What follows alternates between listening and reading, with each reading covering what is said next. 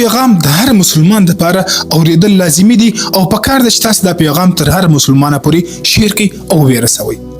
نن سبا به تاسو ډیر خلک لیدلی وي هغه دا خبره کوي چې یاره پنجابیان لمونځونه نه کوي بیا هم الله دوی آباد کړي دي. په چینایانو کې اسلام نسته بیا هم الله آباد کړي دي. په امریکایانو کې لمونځونه نسته، جماعتونه نسته، مدرسې نسته بیا هم الله آباد کړي دي. په روسانو کې اسلام نسته بیا هم الله آباد کړي دي. دغه قسم سوالات د هغه کس کوي چې هغه د دین څخه بیزاره وي یا خو ملحد وي، پر الله باندې ایمان نه وي، پر قرآن باندې ایمان نه وي. آیا دغه انسان څومره بې عقل دی چې دا خبره کوي؟ ځکه لمونځ دا خو د یو مؤمن ډیوټي ده، دا خو پر مؤمن باندې یو فرض عمل دی. نو لمونځ ته د کومې ترقۍ څخه راګرځولی؟